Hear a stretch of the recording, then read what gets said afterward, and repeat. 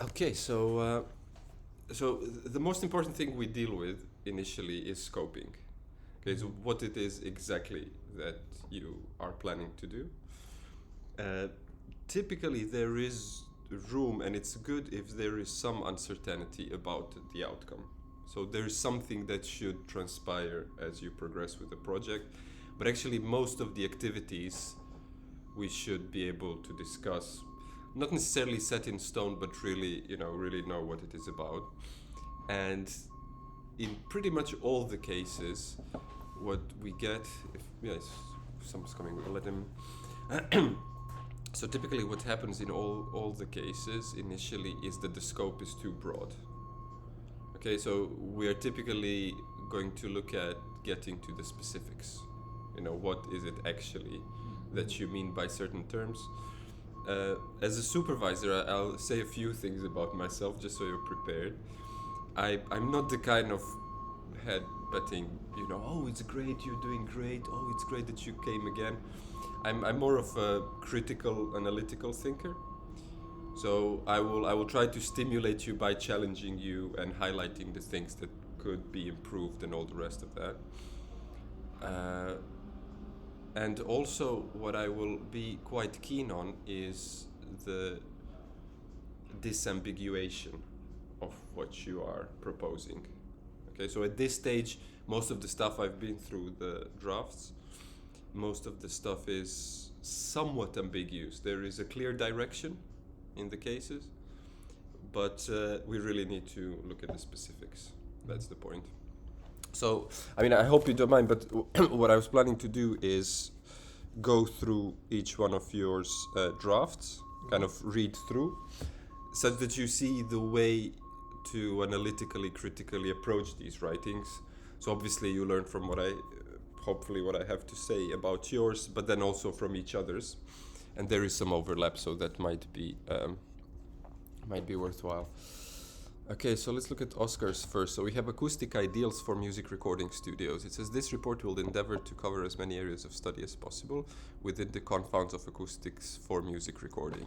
Okay, so you're setting the stage for breadth, whereas you really need to set the stage for depth. Yeah. There is a lot to say about breadth because that's your perspective. So one way of approaching this, if you're really interested in the breadth, is to say that you look at the breadth first in order to determine which factors have the most influence on what you're looking at. Okay? Now, in terms of what is it that you're looking at, you say acoustic ideals for music recording studios. Okay, so that's also crucial. If you say recording studio, typically recording studios consist of multiple rooms. So you have live rooms and you have control rooms or recording rooms. So the question is that how you're scoping yourself? Are you going to look at control rooms or are you going to look just at the recording rooms? I was initially, I'm still, obviously it's draft, but I was thinking, at first I was thinking the whole thing, and then I was thinking about, because obviously the outcome's going to be like a design, or could be a design, and that could be for one or maybe two spaces that are like really detailed, like looked at in terms of the acoustics. So like maybe a big band room and like a piano booth or something like that, or a control room, or an entire studio with multiple rooms. Because then I can also look at the design in terms of how it all works and the workflow and being able to see each other and the shapes fitting together into a concise space and that kind of thing. Yeah, exactly. So that's the point. Let's try to scope it down already. Now, one thing about such projects is that it can become a bit bland if you have no way of assessing your proposals, right? So if I say, well, I'm going to make a studio with $1 million budget, but you never see $1 million budget, then it's a bit uncomfortable in essence, So it is good to have a way of evaluating it, right? So evaluation is one of the most important things that allows you to scope your project. So this means that if you say, well, actually, I'm going to adopt an existing room as much as possible, then you say, well, actually, my evaluation principles are based on measurement or usage afterwards. If you cannot really build anything of what you are designing, then your evaluation ends up being, well, book A and B say this, and according to book C, it shouldn't be like that. So you can do a kind of comparative study of the literature, but then the actual design is also left hanging, so to speak. Yeah, I was hoping that what would be the sort of artifact would be like convolutions made in software of a room that Models. I've designed, and then I can demonstrate that in like somewhere like 1N89. Okay, to I be see. like, this is the drum room, or Yeah. sort of But how would you evaluate? demonstrate. Let's say that we're there already. We're there and we are hearing the convolution of the model from the model, and you say, this is my drum room. How do you evaluate the success of this drum room? I guess it's subjective, like That's a good point, yeah. taste, and I guess that would be one of the things that I was wondering whether it would be possible to do, is to go and measure some actual recording studios Right. or spaces around the campus and blah, blah, blah, and then I could compare those and say, so I've taken this aspect of this, I wanted a longer tail than this and less early reflections than this, and sort of compare to measurements I've taken of real spaces, so I can sort of put the one I've designed in a certain place between Right. them. Right. Yeah, that might add on top, so to speak. The thing to take care of is that all the components, all the elements, really need to sing in unison, so to speak. So that's quite important for all of you guys, that typically your literature review, that's very frequently an issue with these writings, is that there is a lot of information gathered from various sources, but it is only mentioned in the literature review. Right. But what you're really looking forward to is using the literature review to introduce the terms that you use later in your discussion, right? So if I discuss in the literature review, I don't know, maybe the examples aren't even important. I think that concept is quite clear. So the point that, everything that you do should support the making of the argument or the evaluation or the development, rather than be stitched on top. Okay. Now, the thing that I would propose as an optional way of scoping this a bit is, maybe you can think about the flexibility. You see, because the point of a control room, we're going to get to this in the class, is that it is transparent, as flat as possible, all the rest. It's easily to technically define the quality of a control room. Although, if you read through the books in the reading list, you will find that experts disagree. Right. Actually, by the way, this is, remember this, if you find experts who agree, they are marketing experts. Real experts, I mean, at least at the forefront of something. All the experts agree that the hydrogen atom does this or that. We have established science. But as far as the forefront goes, experts disagree. Right. And in this domain, frequently experts will agree on the parameters, but they will disagree. As you say, it is subjective. They sit in a control room, and even though it is technically defined, the properties, they sit as like, well, there's something wrong with this control room. Maybe these speakers don't fit in this room. Or they say, well, maybe you should, move away from the wall. Maybe you should move towards the wall. Maybe this, maybe that. It is not easy to come to an agreement, indeed, to evaluate this. Now, that's control rooms, but recording rooms are even a bigger open space, because you probably know that some really famous recordings have been made in staircases, some here, some there.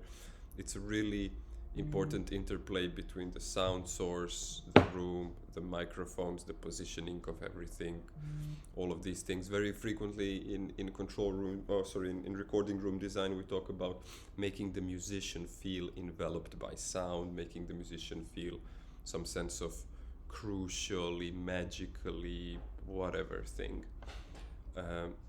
And in that sense, I would consider that the successful recording room, if I'm supposed to have only one, would be the one that is the most flexible, where the acoustics can adapt, where you have panels that swing open, swing closed, curtains like this, curtains like that, diffusers that we'll look at these things during the module as well, that you can rotate. You have this triangular rotating thing, so actually have 3 surface options. And that is something that you can then indeed evaluate more than just subjectively. Right. Because you can say, well, objectively, this is a much more flexible control room. And then the other thing in the game which typically helps is some kind of constraint. Because if it is the exercise of imagination and 10 million pounds, whatever that I can imagine to have, then I can really go into it and make it all rotate with motors and sensors. I can even consider an adaptive acoustic, and that there is an algorithm that, you know, detects the properties of the instrument being played through the microphones that are used to record, and figures out that there is something wrong at a certain frequency band, and then fixes that by automatically rotating one of these. You know, you can really make it totally out of space. So some kind of constraint from that side is also needed for you to have something to work with, because otherwise it's, I want everything, you know. Yeah. So maybe that's an interesting thing too. And I mean, typically the kind of constraints in this context are room size, because if you can take a shed that is available to actually work with something that might be quite good, or indeed maybe one of our studios, you know. The other thing that's really interesting is recycled material-based absorbers, diffusers, because again, we are in the context of, well, we just don't have £1 million. So think about those things. You know, how do you actually scope it? Okay. Let's see. So essentially, what you're doing here, I'm not going to read everything out loud, but what you're doing is listing the things. So once you list the things, it is good to have you know, kind of a rationalized list. Why do you discuss something? Why do you not discuss something? But I think that's all quite good. Yeah, does this help towards? Let's see, what was else here? Okay, so in the draft, it is okay to say would be, could be, but actually in the proposal will be done, you know. So it is also worthwhile, if you really want to make this a great proposal, to justify everything. So that's one thing, you know. If you read something, areas may be considered structural design. Why? Yeah. You know, is this something that you will tackle? Is this something that you will discuss? Or is this one of the constraints? Right. You know, because you just have a room. Because the thing is that if I say, well, let's say you chose to scope it based on flexibility of the space, how much does the structural design influence the potential flexibility of the final space? Does it? Potentially, but it's not huge, you know. So, you know, try to avoid, if that's the case, it's better to avoid half a page on structural design of, you know, studios, because you always want to avoid mentioning things, you know. Just to mention something, just to stitch it on top because we have enough words to fill, it's not a good idea. You know, you really want to have a decent argument and all the time and space to go in depth. Okay, so all of these things you can try to reread based on that. Okay, so you say one area that will not be examined is equipment within the studio. Okay, great. Sure. it's good to mention. Please avoid saying because there is no time. Yeah. Especially in the writing, very often you read something like, yeah, but there wasn't enough time to do this and that, which would have been good. It's a bit of a crappy space filler because there is no lack of time, there is bad scope. That's the point of our meeting here, is that we can, I'm initiating your thinking more specifically about the scope. And then we will have next week, before the submission, individual meetings, whenever you like, maybe already beginning week. Another student has to meet another time, probably tomorrow. Actually, in order to see how far you've gotten with this more specific thinking towards the scope. Okay, cool.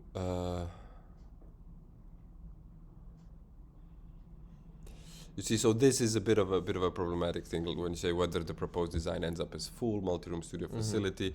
That's kind of in the open. That's great as a document that defines your direction, but with the proposal, that's already out. Yeah. You know exactly what you're gonna do, and I can help you because I have the insight into how much is feasible, how much of a challenge gives you the opportunity to get a really good first-class project. Because typically very good students, they aim for too much, and then they end up not doing enough in all the domains, and they just don't use their powers optimally. So I'll do my best to help you with that. All right.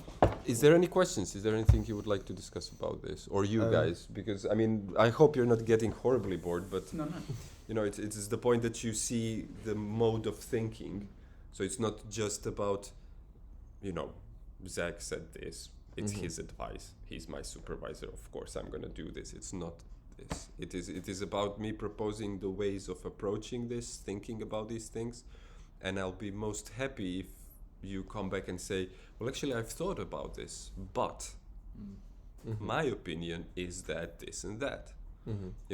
That's what I'm really after. I'm not after you doing the project that I can imagine being better than what you imagine. Yeah, that's not the point. All right. Cool. Jake, so we have 3D audio format investigation. That's really exciting. I've done quite a bit, by the way. I've done my PhD in Birmingham. We had about 80 speakers. Maybe you're aware of the BEAST system.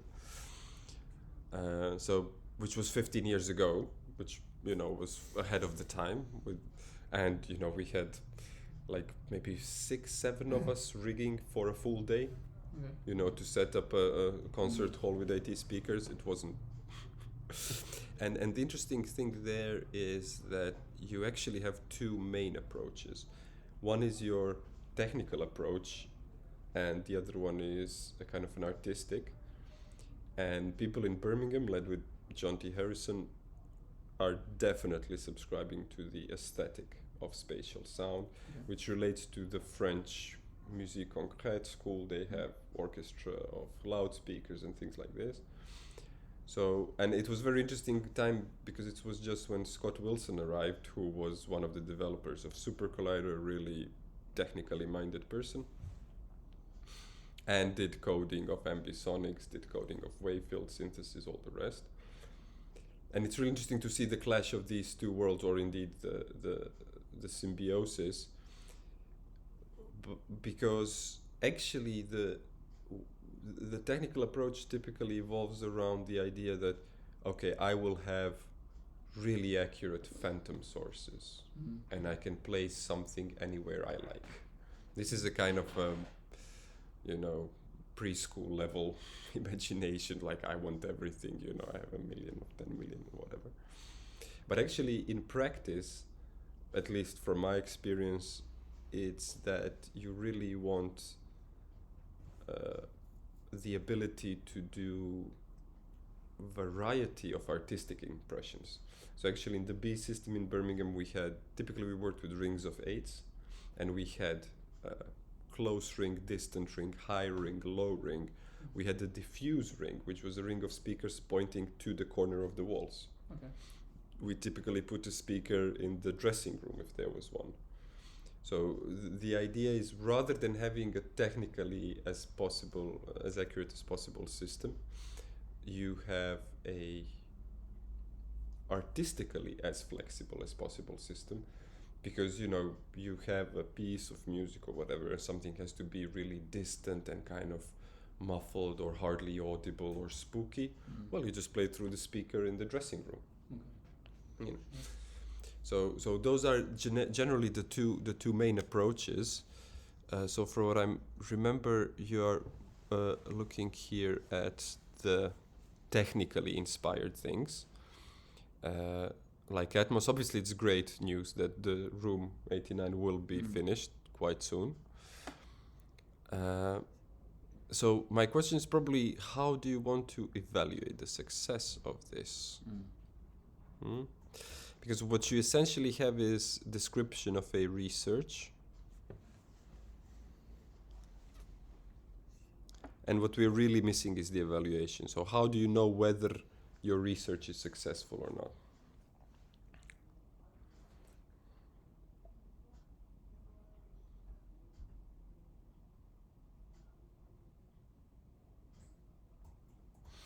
In terms of the artistic content, so you have a piece, right? You're looking at making a piece of art based on the technology that you discuss.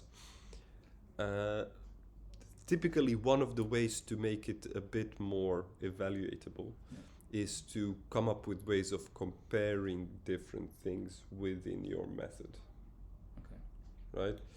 So if you say, well, I mean, you're already listing, so you're saying Atmos, Sony 360, and higher order ambisonics.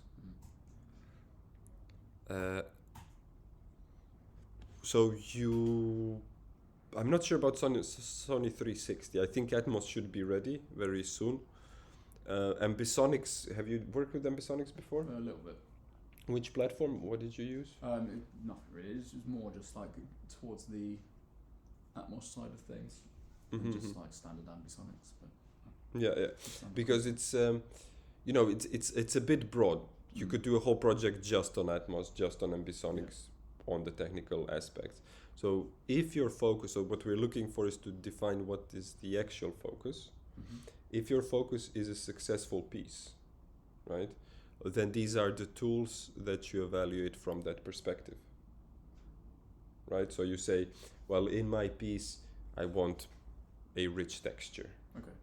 And then you say, okay, well, therefore, I have created 6 soundscapes which are rich textures, and now I'm going to try to spatialize those with these different techniques, and then I have some kind of comparison basis, and then I can evaluate the different systems in this context. Okay. Now think about this. I mean, I guess you can kind of rely on Atmos working. Can you rely on yourself running an ambisonic system?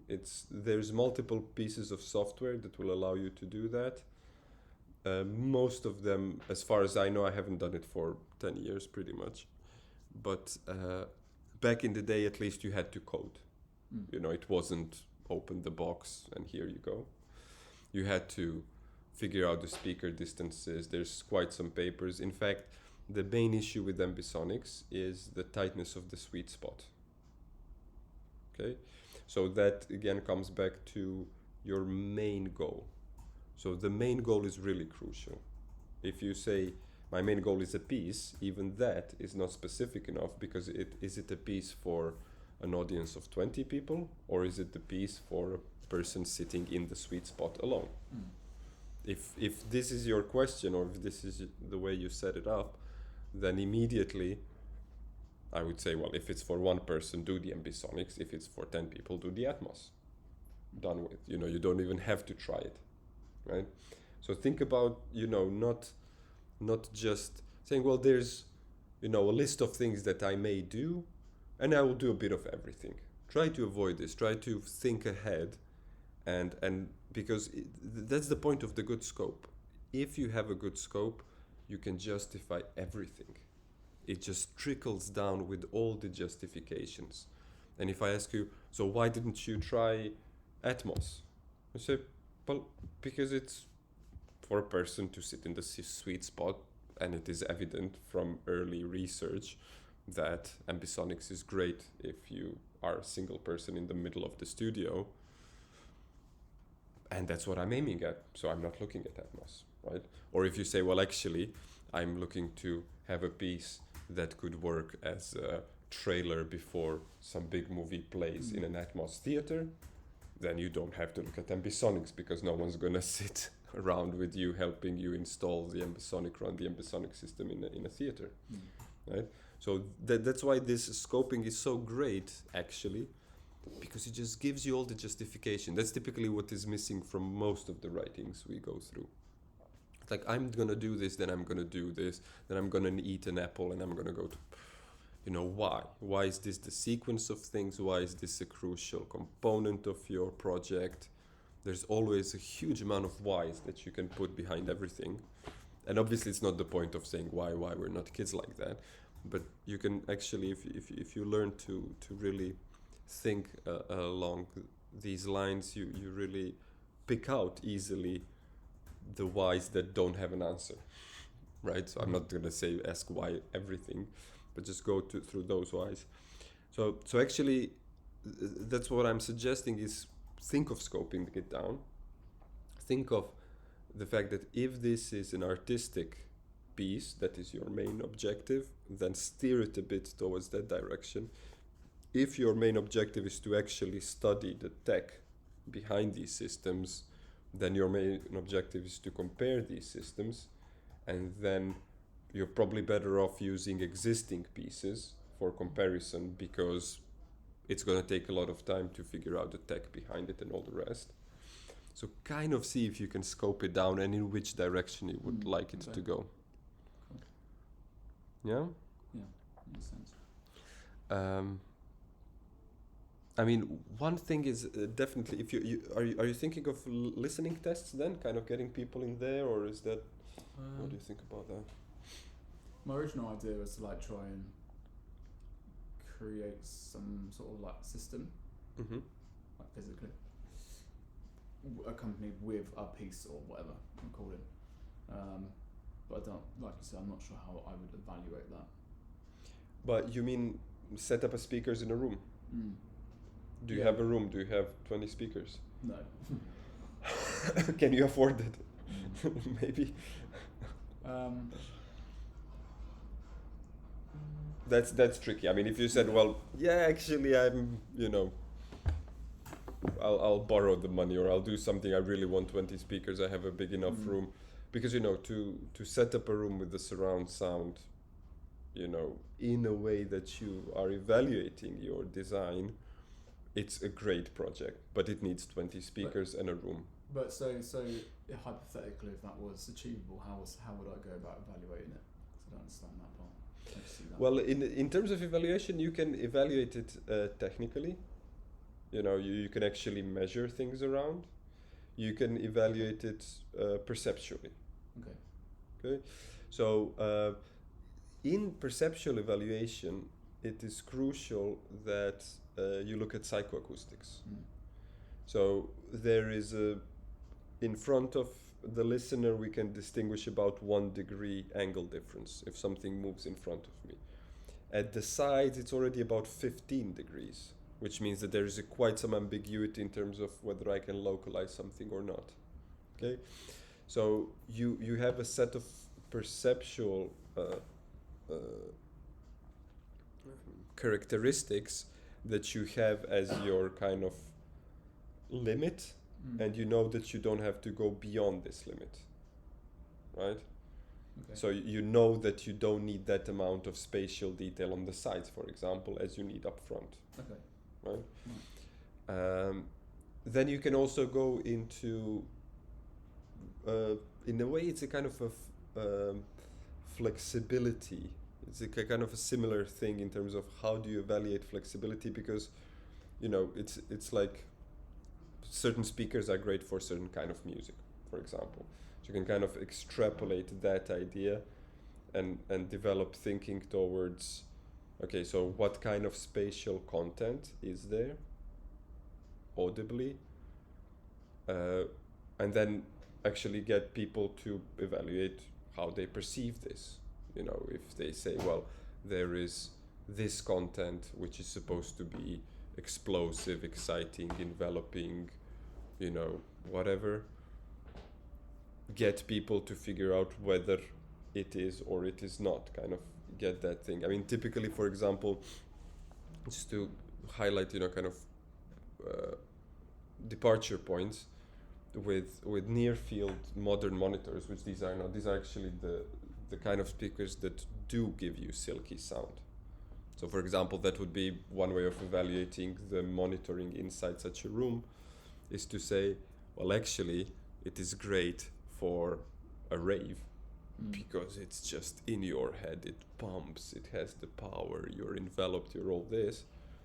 But then you say, well, actually you know, how about a Brazilian lullaby? You know, they sing in the softest possible voice, you know, and if you play that kind of music through modern monitoring systems, they get the harshness that they don't have. That's the thing, the modern monitoring systems are made for you to feel hyped up, to get into the mood of doing it. Unfortunately, you just don't get silky sounds out of them very easily. Maybe a bit more with the ribbons, this and that, but typically they're made to put things, you know, in your face. You know, so then you, in order to evaluate such a thing which is supposed to be multi-purpose, you try to define all the possible purposes and then look at those separately. But if you say, well, actually this is just a multi-channel rave system, well, then you don't have to evaluate the silkiness. You know, then you can say, well, how does the articulation work? If it's a rave hall, then you really want to make sure that if someone is standing against the wall, that he doesn't vomit from the amount of subs, you know, but that the guy in the middle still hears some subs. So how do you deal with that? And that's again something that you can measure physically, something that you can evaluate perceptually. So the evaluation actually also trickles down from a good scope, because in the scope you define what you're really looking for, and then you know, oh, well, did I find that? What is the degree of success in finding what I was looking for? You see, so if it is a specific space, then you evaluate it based on what's the purpose of this space. Okay. But I would consider that, you know, if you don't have 20 speakers and a space to work in for quite a few months, it's just not really gonna serve you to pick that kind of scope. I mean, you could do kind of, okay, well, I believe that when I'm out of here, I'm gonna, you know, charm one or the other guy who can afford to sponsor me to do this, and what he needs is a really good document. Well, I'm not sure that such a guy would read through 40 pages of a final year project. You know, he'd probably say, oh, you've written a whole project on this. Kind of have a brief look, you know, skim it a bit, and then talk to you and ask you, okay, so what are you thinking? Why, you know, are you going to attract audience? What's going to happen? You know, it's going to be more interested in your ability to focus and see the perspective and appear able and willing. You know, it's a much more interpersonal thing in terms of sponsorship at that stage. So, you know, or if you say, well, actually, I'm going to do a master's on developing multi-channel systems, well, then you say, well, actually, I'm interested in the technique, and then I could even say, well, you know, hell with it. I can take an array, like speaker arrays. I just have 4 speakers in a line array, and I'm doing a whole bunch of DSP on this just to study the, you know, acoustics, the prediction versus the actual measurement in the room, what's going on when multiple speakers do their thing. You know, so it's really, or if you say, well, actually, I think I'm going to be an Atmos mixer, there should be jobs in Atmos mixing, you know, coming up quite a bit, then you kind of scope it like that. Then you know, well, actually, then don't need to learn how to move speakers around. I don't really need to run around with measurement microphones. What I need is to listen to a lot of existing Atmos material. You know, what I need to do is have a challenge. Let's say I have a 2-minute movie and I do 4 different soundtracks for it, so you get a sense of a basic for comparison, and then you work towards that direction, you know. And you know, that's the kind of the generic thing here. The best project is the thing that makes you want to get up on a Sunday morning. You know, if you manage to choose the scope, that thing that, you know, on a Sunday we're like, finally I have a whole day off. I'm gonna, you know, come in here and sit in the Atmos for 6 hours straight. You know, if that drives you, do it. You know, if you're like, yeah, but I really want to move speakers out. I'm the speaker moving guy, actually. You know, I'm, you know, your archetypical music tech guy that the other time, I mean, I kind of passionately collect instruments that I can't play as well. And some months ago, I was like, the trombone, I didn't touch this thing for a few years. Come on, baby, you know, and I'm like, oh yeah, I can't really do it, but you know, it get some sound out. I'm like, oh, something's wrong. I need to oil this. I need to fix the valve. It doesn't rotate. So I played for 5 minutes, keep fixing it for 40 minutes, played for 5 minutes more, and then lay it back. You know, because that really inspires me. And I don't want to change this because I love being what I am like that. You know, I just love to fix music tech stuff and make sure that it works as much as it can, and then I lay it back, you know. So, you know, it really is about that. So I wake up to want to tune the drums, maybe more so than play them. And then I tune the drums, or I stretch the skins. I have these Calf skins now, and they're amazing. And luckily you have to tune them every day because they go out of tune so bad. You know. So, you know, that's, you know, about, because, you know, you don't have to do a project that is suggested, do the things that should be done. We can always scope the project around your main interest. And that's the point. You know, pick the thing that is your main interest. Right? Cool. So last but not least, in fact, there's 2 more guys, as you've probably seen from the email. So, give me just a second. What's going on here? Okay, so what we have here then from Tom is, what is the most important acoustical factor to considering when implementing a sound system for a nightclub? Oh ja, in Netherlands, are you Dutch by any chance? Ja. Dan kunnen we ook in Nederlands spreken. Kunnen we, ja, zeker. Heb je Nederland gehoord? Ja, ik heb sonologie gedaan in Den Haag. Ja, mijn moeder woont in Den Haag. Kijk, dat is heel goed, want ik moet het ook oefenen. Ik woon al 15 jaar niet meer in Nederland. Hoe lang heb je in Nederland gewoond? 5 jaar. 5 jaar. Oh, Nederland is best wel goed voor... Ja, klopt. It is very strange because I'm not Dutch. I lived there 5 years. I did my undergrad in Netherlands. Is dat de Leidse University? No, Den Haag Conservatorium in Den Haag. There is a sonology course in the conservatory in The Hague, which is electronic music, and it's so technical. It is beautiful. I mean, go do a master's there if you're through here. If you're really into kind of DSP. I mean, they do have the aesthetic of, you know, contemporary music and kind of composers and things like this, which is not necessarily my greatest interest, but the level of technical stuff there. And actually they have wave-field synthesis system there and a few more things. But the funny thing is that actually if people ask me in Britain, so where are you from? It's like, oh, what do you think? They typically say Dutch. In the first lecture, for about 4 seconds, I was like, oh my god, this guy's Dutch. Oh yeah, you thought, yeah, For exactly. like 4 seconds, then I could hear the Eastern. Yeah, exactly. Yeah. So yeah, there's something about there's a tight link. I was meant to be Dutch, maybe. So yeah, the system. So this is actually quite interesting because this is already fairly tight scope, you know, which is great, which means that you can already achieve depth, you know. So You're talking about acoustical factors, measurements.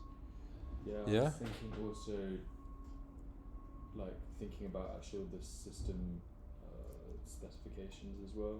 Yeah. Seeing which were possibly evaluating which has more of an impact on the sound. The thing that I was struggling most with was how I was going to actually evaluate it, Mm. and how, because as I said in there, like basically I noticed that I much preferred clubbing in Holland than in England. I never really understood why until It's not the drugs. well, yeah. but also it's also the culture, but also the Yeah. sound system. I went to Shelter in Amsterdam. Yeah. And I remember I was just having a conversation with my friend, and I was like, wait, we can actually speak to each other, but it's still really loud.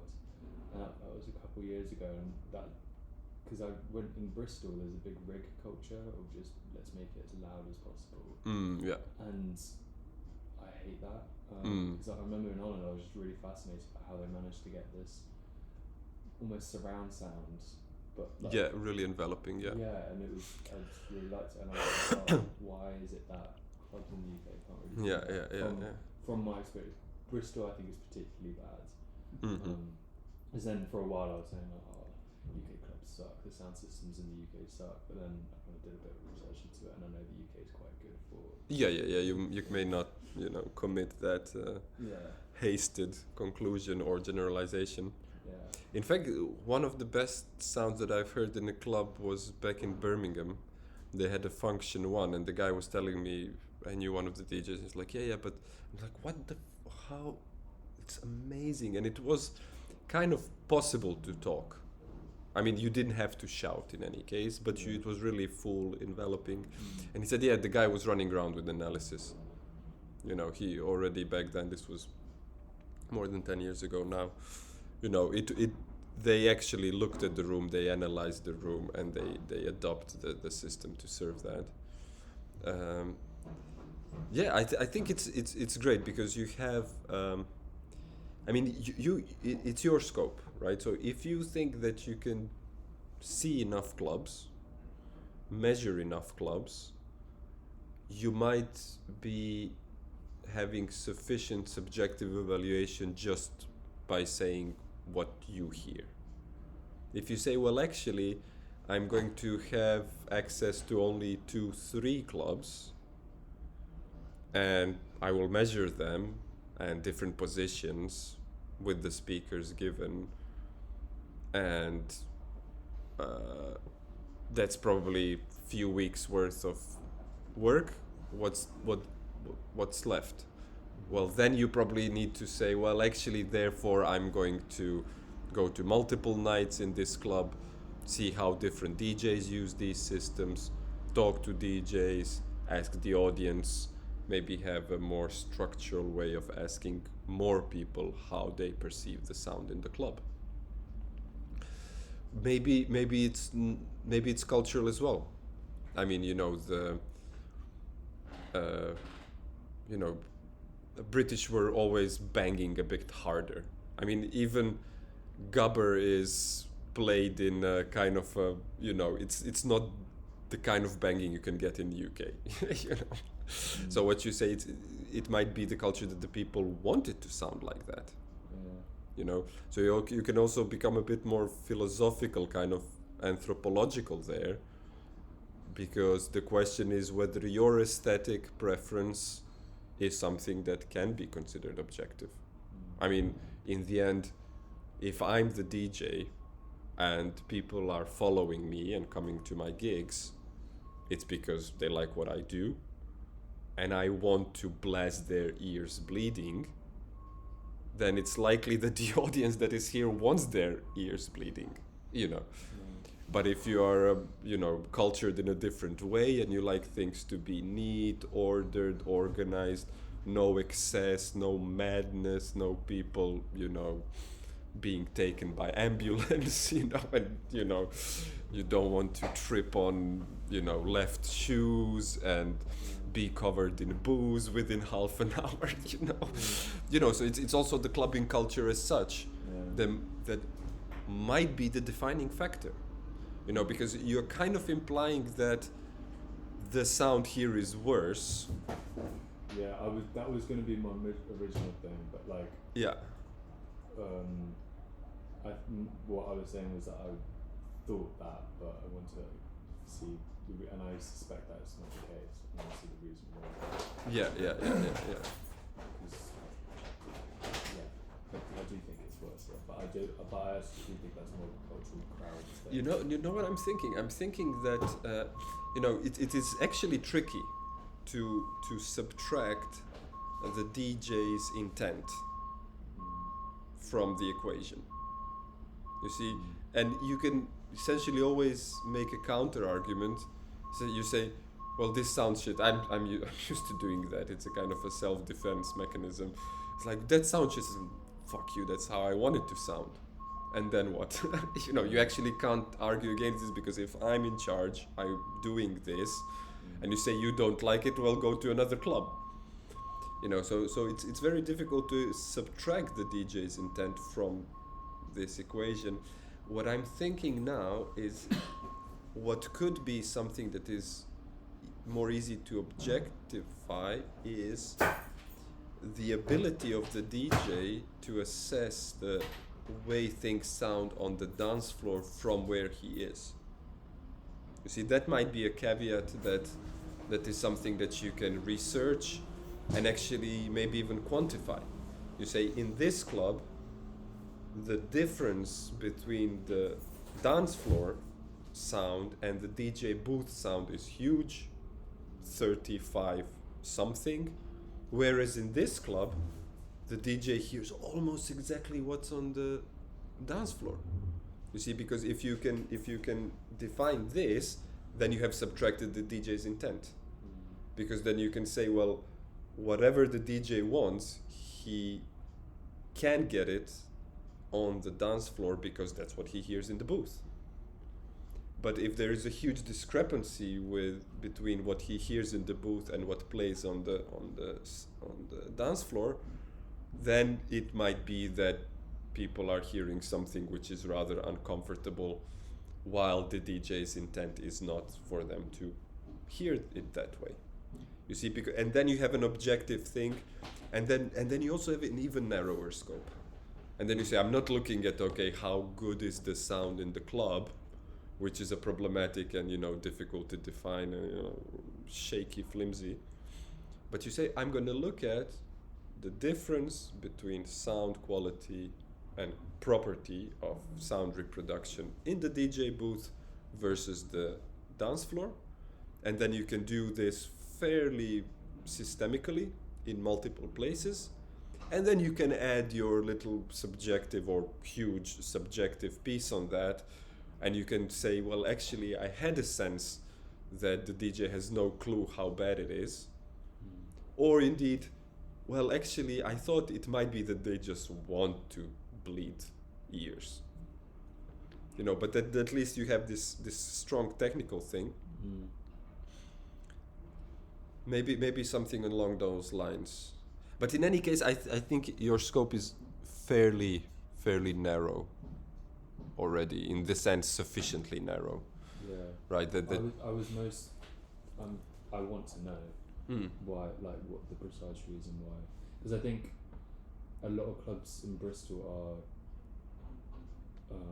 They get turned into clubs, from what I can tell. They're not purpose built, yeah. Yeah, they're not so purpose built. So I kind of want to know what it is about a room that works in clubs where it is purpose built. But you see, that's the difficult thing, because you always have to remove variables, right? Like I said, subtract the DJ from the equation, subtract the building from the equation. So if you say, and it becomes a huge burden of things to do if you don't, right? So if you say, well, I also want to look at whether, you could have a project around whether it is possible to build a good club in a non-purpose built space. And then you take 2 purpose built ones, 2 non-purpose built ones. Because otherwise there is too many things. You don't know.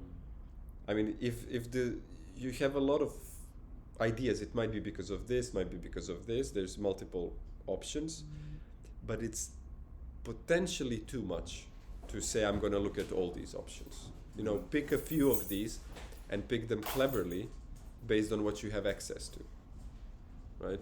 So first important question is, how many different clubs can you go into with an hour slot on your own with the speakers in position, all the amps on?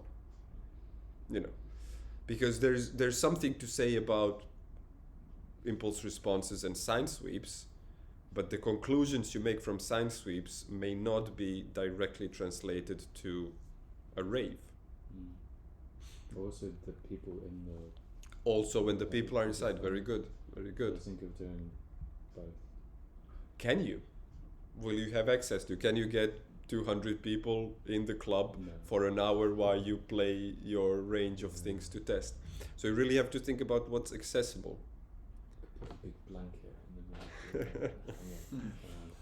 But actually, I mean, I really enjoyed it. In fact, in The Hague, I had a residency at one point, and it was a really horrible space, like low ceiling, fairly large, What was the name? and really reverberant. It was at the Pip? Elektriciteitsfabrik. What was Pip? it called? Huh?